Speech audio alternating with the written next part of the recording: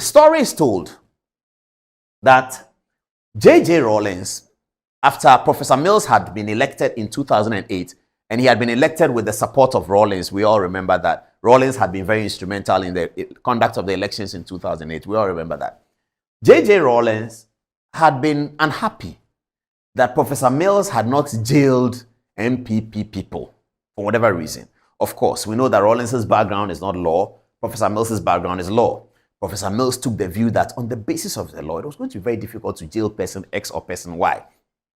We can do political propaganda with the information, but in terms of the court processes, to establish the high standard of proof in criminal trial, it was going to be very complicated. So he was hesitating in going about this. He tried to do something with the Commission of Inquiry on the Ghana at 50, but that's about it. He couldn't really find much. JJ was not understanding. He was unrepentant about this. For this reason, he was making tales about Professor Mills in his public speaking.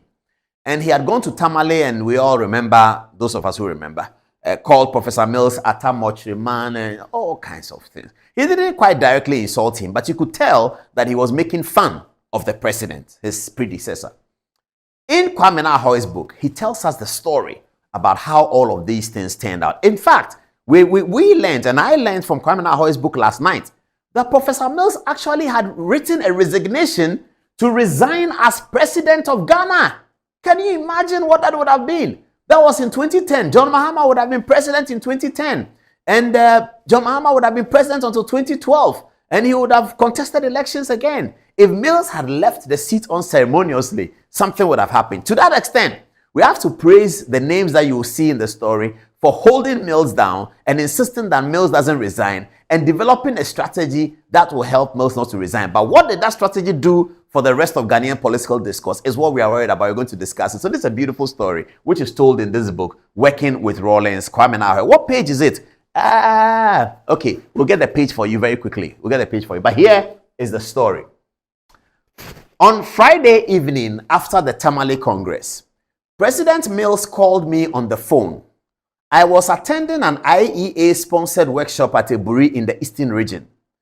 President Mills asked me whether I had heard the things that Rawlings had said about him to the smaller group of NDC loyalists that he had met in Tamale after the Congress. When I replied in the negative, he said, quote, Kwamina, then try and get the audio and listen to it. I have been humiliated enough.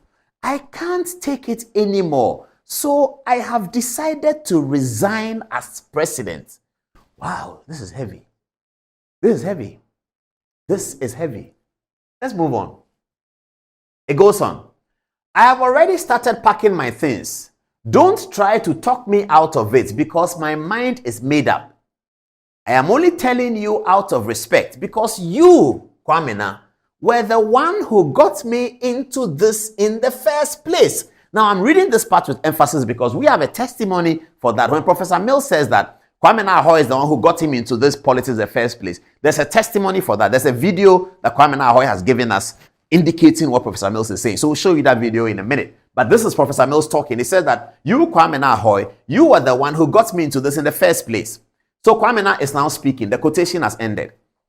Kwamina says, I panicked, but I responded in a calm tone.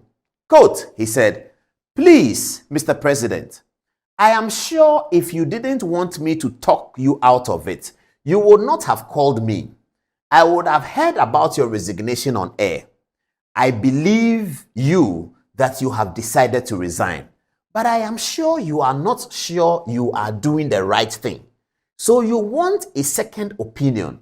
Please let me consult with my gang and get back to you.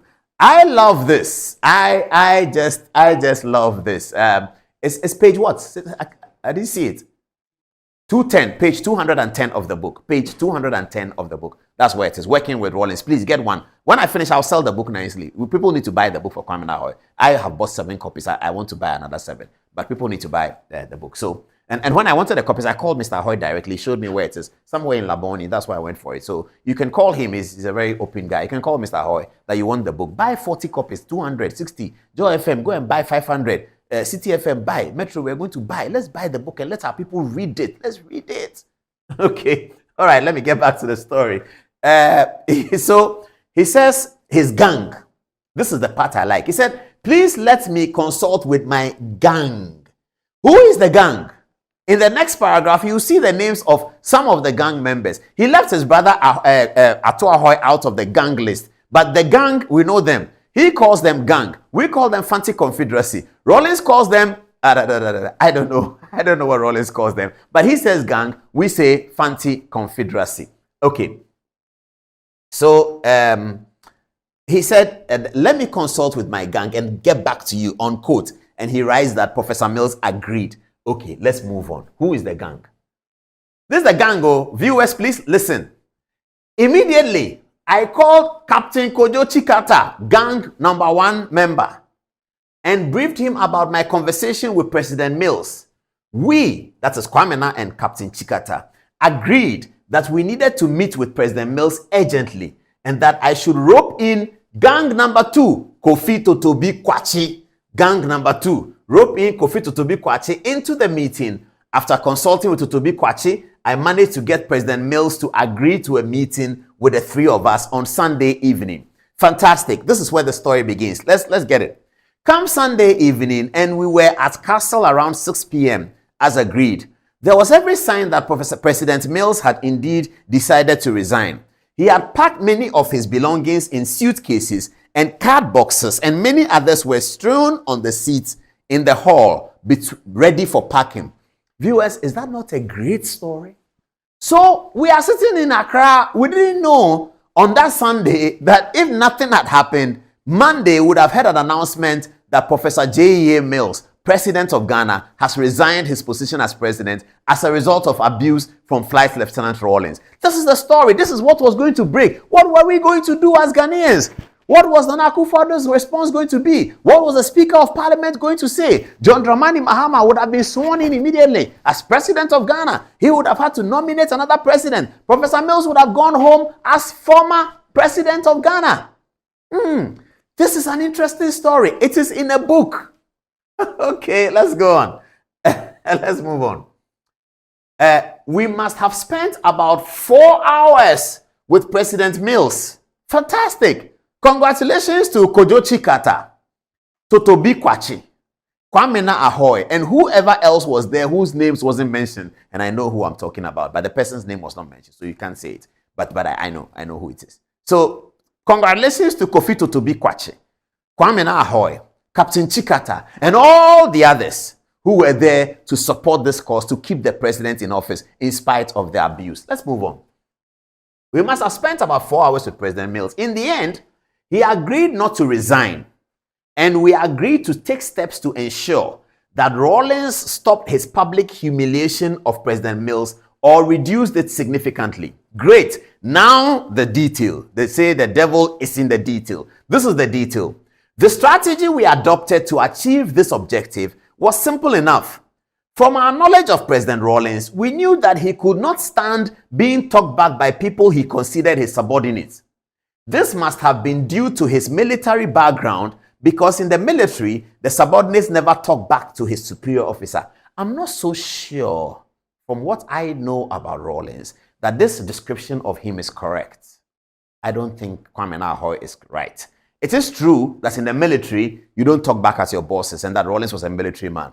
But if you look at the characterization of J.J. Rollins, he wasn't that kind of person. Everybody could talk to him.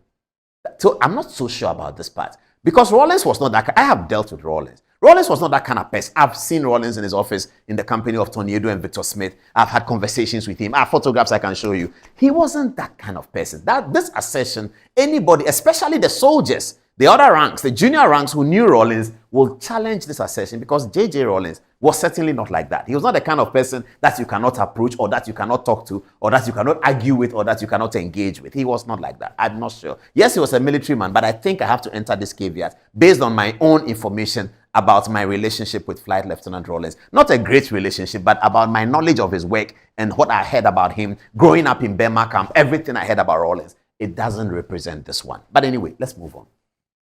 This must have been due to his military background, he says, because in the military, blah, blah, blah. Okay, let's go. So what we decided was that anytime President Rollins attacked or insulted President Mills publicly, one of the younger members of the party, he chose younger members of the party. Sorry, we have a typo in there. Those of you who are reading it meticulously, there's a typo there. Instead of younger, we wrote anger. One of the younger members of the party. Now, this is the problem. Why did Kwamina Ahor, Totobi Kwakyi, and Kojochi Carter decide that in their strategy to stop Rawlings, they have to use a younger member of the party? Totobi Kwakyi himself could have spoken back to Rawlings and said that we disagree with JJ Rawlings. Atukwashi could have done that. They could have had Joyce Ayi to do that. They could have had Christina Mwaku Noma to do that. They could have had Kwame Pepra to do that. Why did they want to use younger members? That's where the problem began. And that is why you have to fault Kwamina Ahor's strategy for delivering to Ghanaian political discourse something that is a complete anathema to the culture of the Ghanaian people, where young people are insulting people because of politics. We can't do that. And this is the culture that has now created radio and television programs where all they do is they are insulting. So much so that on Good Evening Ghana, one of our flyers, we had to say, Good Evening Ghana, no insult, no prejudice. We didn't need to say that. Why must the television program say that we don't insult people? Because the culture of decadence has come to Ghana. It is so bad, and it is because of Kwamina Ahor, Totobi Kwakyi, and Captain Chikata, who took a decision that Sunday that they were going to get younger members of the NDC to attack Flight Lieutenant Rawlings. Younger. But why? NDC has so many people. Gameli Podugbe is there. He could have spoken about Rawlings. Guzi Tano is there. He could have spoken about Rawlings. Mijebano is there. They could have spoken about Rawlings. All the intelligent people, Alban Bagbin was around at the time. He could have spoken about Rawlings. Why did they think they had to use younger people? That was a bad decision. And it's a decision that we now have to spend so many years to reverse and to correct, because it has delivered to Ghanaian political discourse something that is an anathema to our culture, the disrespect for adults and the insulting language that people use on other people for the reason and the cause of politics. It is very, very wrong. Okay. So he says that they decided that they have the younger members of the party will take him on publicly. Not with insults, he says, but with logic. I think that here again, I'd like to get into the mind of Kwamina Ahor, the writer. He had to put these insults there because he was aware that people who read this were going to be critical of his decision and were going to be critical of his thought that birthed this culture. So he quickly put there not with insults, but it turned out that they were insulting. They were particularly insulting. I'll show you a photograph of the people who did that. They were particularly insulting. Okay, he says not with insults, but with logic. All right, he continues. It worked, and the strategy proved effective. Rawlings toned down on his public criticisms of President Mills. Instead, he turned his anger on the young boys and girls who were talking back at him whenever he criticized President Mills publicly. He described them at a public rally as babies with sharp teeth. The name stuck, but the presidency of Professor Mills was saved. Which one should we pick? Kwamina Ahor set out to save Professor Mills's presidency, for which we congratulate him, because it would have been a disaster for all of Ghana. It's not about NDC. It would be a disaster for all of Ghana that your president says, I'm resigning because Rawlings is attacking me. But when I looked at it, I wondered, maybe that those days are different. You see, viewers, I think you get what I'm saying. Today, if Professor Mills says he's resigning because Rawlings is insulting him, everybody will laugh at him. But it's symptomatic of the culture of the day that Professor Mills felt that this insult is too much, I have to leave, because our culture is not like that. Today, the culture has been so polluted that if people are insulting people and you say you want to resign because they are insulting you, everybody will laugh at you. It's symptomatic of the Ghanaian culture of the day that Professor Mills felt that for Rawlings calling him an Atamochi man in the grand narrative, it was enough for him to resign, that Rawlings was harassing him. That is how, because the culture there was not about that. You don't even make jokes about people in authority like that. You can tell them that they've done something wrong. You can criticize their policy, but you don't even do that. So I was listening to this narrative in my own head, and I said, but Rawlings too said, me, I've been talking Kwasi Asem, Adumoche, Okan Kwasi Asem.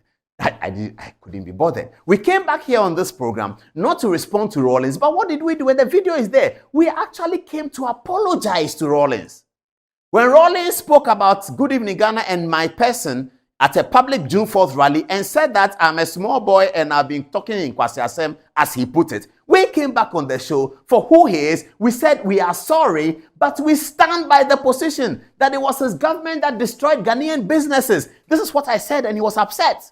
that it was JJ's government that destroyed Ghanaian businesses. He was unhappy with it. And then he went to the podium and said that they should come and ask what those people were doing, why their business was destroyed. And that small boy, okay, Kwakyi, said, fair enough.